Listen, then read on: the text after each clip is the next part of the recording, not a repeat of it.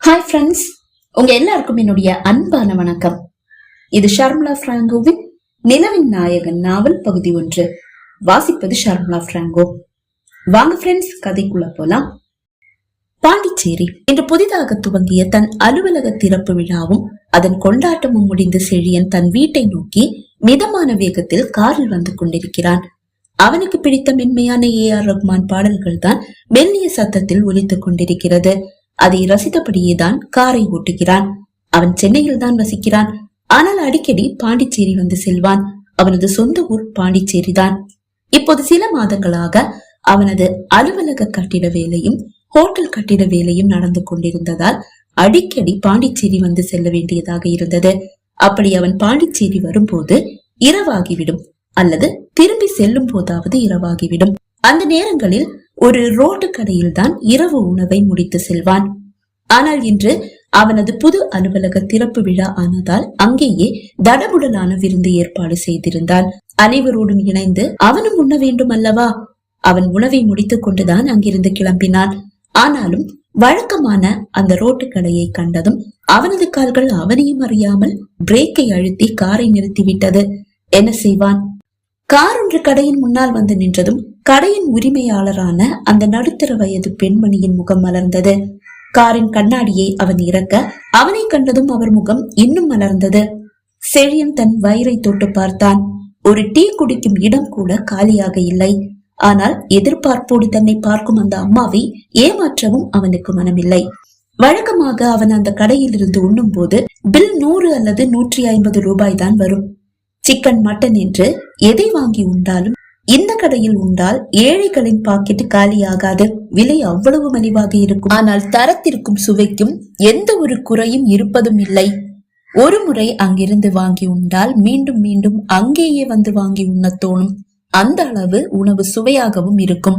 எப்போதும் சிரித்த முகத்தோடு வாடிக்கையாளர்களை வரவேற்கும் அந்த பெண்மணியின் முகத்தில் அந்த புன்னகையையும் தாண்டி ஒரு சோகம் என்று நிழலாடுகிறது.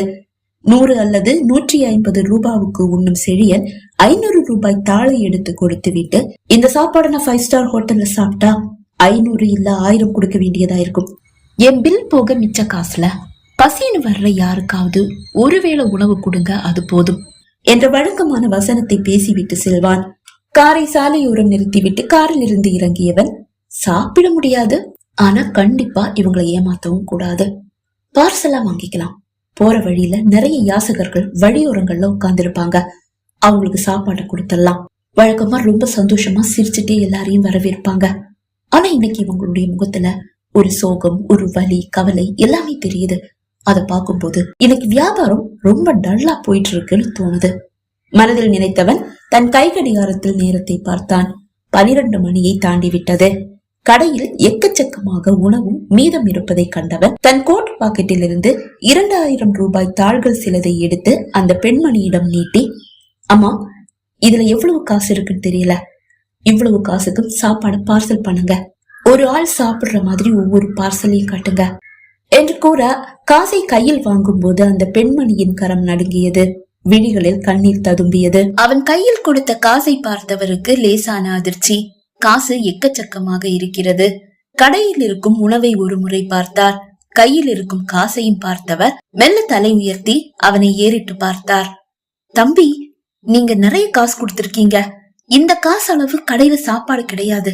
அவர் தொடர்ந்து ஏதும் கூறும் முன், பரவாயில்லம்மா, இப்ப எவ்வளவு இருக்கோ அவ்வளவு கொடுங்க, மிச்ச காசு உங்ககிட்டயே இருக்கட்டும், பசின்னு வர்றவங்களுக்கு அந்த காசுல சாப்பாடு போடுங்க, போதும். கையெழுத்து கும்பிட்ட பெண்மணி, கடவுளா வந்து உதவி செஞ்சிருக்கீங்க தம்பி. என்னுடைய பையன் இன்ஜினியரிங் படிக்கிறான். அவனுக்கு நாளைக்கு ஃபீஸ் கட்டி ஆகணும், கடைசி நாள், இல்லைன்னா ரொம்ப கஷ்டமாயிடும். அதுக்காக எனக்கு 15,000 ரூபாய் இன்னும் தேவைப்படுது. எனக்கு வியாபாரத்துல ஏதாவது கொஞ்சம் காசு பிடிக்கலான்னு நினைச்சேன். ஆனா இன்னைக்கு என்னன்னு தெரியல, சுத்தமா வியாபாரமே இல்ல.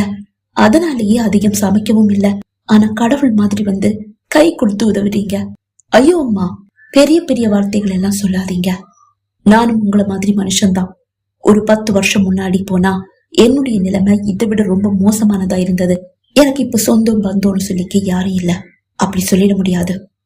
நெருங்கின சொந்தங்கள், சித்தி, சித்தப்பா, அத்தை, மாமா எல்லாருமே உண்டு. ஆனா எங்க அப்பா அம்மா கடன் தொல்லையால தற்கொலை பண்ணிக்கும் போது எங்க அந்த கடனும் நானும் அவங்க தலையில வந்து விழுந்துடுவோமோன்ற பயத்துல சடங்கு முடியறதுக்கு முன்னாடியே தலை திரிக்க ஓடிட்டாங்க. அந்த உறவு எனக்கு எதுக்குமா? அப்பா அம்மா குடும்ப கஷ்டத்தை என்கிட்ட சொல்லவே இல்லை. ஒரு வார்த்தை சொல்லி இருந்தா அவங்கள நான் இன்னைக்கு இழந்திருக்க மாட்டேன். அவங்க அதிகம் படிக்கல, உலக ஞானம் ரொம்ப கம்மி. இந்த பாண்டிச்சேரியில இதே மாதிரி ஒரு ரோட்டோர கடையை நடத்திதான் வாழ்க்கையை ஓட்டிட்டு இருந்தாங்க. எதிர்பாராம மலை மாதிரி வந்து நின்ன கடனால மானம் போயிடுமோன்னு பயந்து உயிரை மாச்சுக்கிட்டாங்க. அன்னைக்கு நான் டிகிரி செகண்ட் இயர் படிச்சுட்டு இருக்கேன். அப்பவே பேப்பர் போடுறது, சாயந்தரம் கடைகள்ல ஹோட்டல்ல எல்லாம் வேலை பாக்குறதுன்னு என்னால முடிஞ்ச மாதிரி சம்பாதிச்சுட்டு தான் இருந்தேன். எங்க கடையில கூட்டம் அதிகமா இருக்கும் போது மட்டும் நான் வேற இடங்களுக்கு போக மாட்டேன். அப்பா அம்மாவுக்கு ஹெல்ப் பண்ணுவேன். நான் சம்பாதிக்கிற காசை நான் அனாவசியமா செலவு பண்ண மாட்டேன். முக்காவாசிய அம்மா கிட்டயே கொடுத்துடுவேன். மிச்ச காசுல பிட்காயின் வாங்கி சேகரிச்சு வச்சிட்டு இருந்தேன். பிற்காலத்துல பிட்காயின் ஓஹோன்னு கொடி கட்டி பறக்கும்னு ஒருத்தர் சொன்னதை கேட்டு எதுக்கும் இருக்கட்டுமேனு பிட்காயினா வாங்கி சேகரிச்சேன். நான் பிட்காயின் வாங்கும் போது அதோடைய விலை $1 $2 தான். இப்ப அதோடைய மதிப்பு என்னன்னு உங்களுக்கு தெரியுமான்னு தெரியல, 50 லட்சத்துக்கு மேல. நான் பிட்காயின் வாங்கும் போது பிட்காயின கூவி கூவி வித்தாங்க. அன்னைக்கு யாரும் வாங்கல. அன்னைக்கு நான் வாங்கி சேகரிச்சதால இன்னைக்கு நான் கோடீஸ்வரனா இருக்கேன். நானும் உங்க நிலைமையிலிருந்து மேல வந்தவன் தான். அதனால உங்க வலியும் உங்க கஷ்டமும் எனக்கு ரொம்ப நாளாவே தெரியும். இன்னைக்கு எனக்கு காரு, பங்களா, வசதி, வாய்ப்புன்னு எல்லாமே இருக்கு. ஆனா என்ன அனாதையா நிக்கிறேன். அப்பா கடை நடத்துற டைம்ல நான் இங்க வந்து உட்கார்ந்து இருக்கும் போது இப்ப நான் இங்க வந்து எப்படி சாப்பிடுறேனோ அதே மாதிரி ஒரு இளைஞன் அடிக்கடி எங்க கடைக்கு வந்து சாப்பிடுவாரு. Computer engineer. அவருக்கு என்ன ரொம்ப பிடிக்கும். பழுதாகிற நிலைக்கு வந்துட்டு அவருடைய கம்ப்யூட்டரை எனக்கு சும்மாவே கொடுத்தாரு. கொடுத்தது மட்டும் இல்ல, அதை எப்படி பயன்படுத்தணும்னு எனக்கு கத்து கொடுத்தாரு. அப்ப நான் 10th தான் படிச்சுட்டு இருந்தேன். அந்த கம்ப்யூட்டர் தான் இன்னைக்கு என்ன கோடீஸ்வரனா மாத்தி இருக்கு. அந்த கம்ப்யூட்டர் மூலமா தான் பிட்காயினை நான் வாங்கினேன். அதுக்கு நன்றி கடனா சந்திரபோஸ் அண்ணாவுக்கு மிக உயர்ந்த பதவியை கொடுத்து என் பக்கத்திலேயே வச்சுக்கிட்டேன். அது மட்டும் இல்ல, என் அப்பா அம்மா இறந்த அந்த டைம்ல என்னுடைய வெல்விஷரா, என்னுடைய வழிகாட்டியா இருந்தது கூட அவர் தான். அந்த நன்றியை மறக்க முடியுமா? இன்னைக்கு என்னுடைய அத்தை மாமா எல்லாரும் ஏன் பொண்ணை கட்டிக்கன்னு என் பின்னாடி அலையிறாங்க. ஆனா யாரையும் நான் கண்டுக்கல. பசின்னு வந்தா கண்டிப்பா சாப்பாடு கொடுப்பேன், கஷ்டம்னு வந்தா கண்டிப்பா காசு கொடுப்பேன். ஆனா அவங்களோட ஒரு உறவு அது எனக்கு தேவையில்லைன்னு எங்க அப்பா அம்மா இறந்த அன்னைக்கு நான் முடிவு பண்ணிட்டேன். ஆனா எனக்குன்னு ஒருத்தி இந்த உலகத்துல எங்கேயாவது பிறந்து வளர்ந்து எனக்காக காத்திருக்காமலா இருப்பா? கண்டிப்பா இருப்பா. அப்படி ஒருத்தியை நான் தேடிட்டு இருக்கேன். அவ என் கண்ணுல சிக்கலாம். அன்னைக்கு அவ முன்னாடி போய் நின்னு என்ன கட்டிக்கிறியான்னு கேட்பேன். என்ன தம்பி, பார்த்ததும் காதலா? குறும்பாக அவர் கேட்கும் போது அந்த பெண்மணியின் மகன் பார்சலை கட்ட ஆரம்பித்திருந்தான். அவனுக்கு வேறு யாரோ உதவுகிறார்கள். ஆனால் அவர்களின் முகம் சரியாக தெரியவில்லை. ஒரு திரை போட்டு மறைக்கப்பட்டிருக்கிறது. அந்த திரை மறைவில் நின்றுதான் அவர் உணவை கட்டி கொண்டிருக்கிறார். அது யார் என்று அவனுக்கு தெரியவில்லை. அது மட்டுமல்ல, சில நேரங்களில் சில உணவை ஆர்டர் செய்யும் போது அந்த திரைமறைவில் இருந்துதான் எடுத்து வரப்படும். சுட சுடதான் இருக்கும். சிலவற்றை இந்த பெண்மணியும் அவரது மகன் இருந்தால் அவரும் சேர்ந்து சமைப்பார்கள். மற்றவர்களின் கண்ணெதிரிலேயே தான் சமைப்பார்கள்.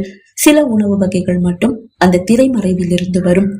ஆனால் அங்கு சமைப்பது யார் என்று இன்று வரை அவன் பார்த்ததில்லை. அந்த திரைமறைவில் கண்ணை ஓடவிட்டபடியே, அப்படி இல்லம்மா, நான் எத்தனையோ பொண்ணுங்களை சந்திச்சிருக்கேன். ஆனா இன்னைக்கு வரைக்கும் எந்த ஒரு பொண்ணை பார்த்தும் இவதான் என்னுடைய துணை, இணைன்னு என்னுடைய மனம் சொன்னதில்ல. ஆனா ஒருத்திய பார்க்கும் போது ஏன் மனம் அப்படி சொல்லும்? அப்படி சொன்னா யோசிக்கவே மாட்டேன். கண்டிப்பா கல்யாணம் பண்ணிப்பேன். ஏன்னா இன்னைக்கு வரைக்கும் என்னுடைய மனசு என்கிட்ட உண்மையை மட்டும்தான், நல்லதை மட்டும்தான் சொல்லி இருக்கு. பிட்காயின் விஷயத்துல இருந்து அது ஆரம்பம். அதனால நான் என் மனசை நம்புறேன். வீட்டுல கூட அப்பா அம்மாவுக்கு ஏதோ பிரச்சனை இருக்குன்னு என்னுடைய மனம் ஒரு 1000 தடவை சொன்னது. நானும் அப்பா அம்மா கிட்ட கேட்டேன். ஆனா சின்ன பையன், இவன் என்ன பண்ணுவான்னு அவங்க நினைச்சிட்டாங்க போல.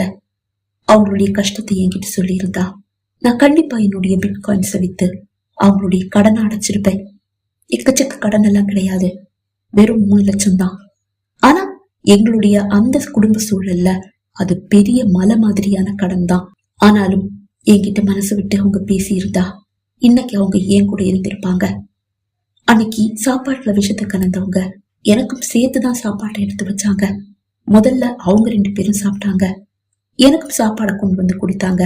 ஆனா நான் கம்ப்யூட்டர் முன்னாடி உட்கார்ந்து ஏதோ செஞ்சிட்டு இருந்தேன்.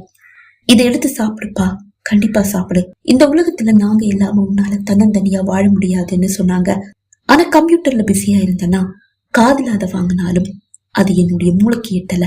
அது மூளைக்கு எட்டும் போது நடுங்கி போய் திரும்பி பார்த்தேன். அப்பா அம்மா 2 பேரும் மயங்கி கீழே விழுந்து கிடந்தாங்க. உடனே அவங்கள ஹாஸ்பிட்டல்ல கொண்டு போய் சேர்த்தேன். ஆனா காப்பாத்த முடியல. நான் பிட்காயின் சேகரிக்கிறத பத்தி எங்க அப்பா அம்மா கிட்ட சொல்லல.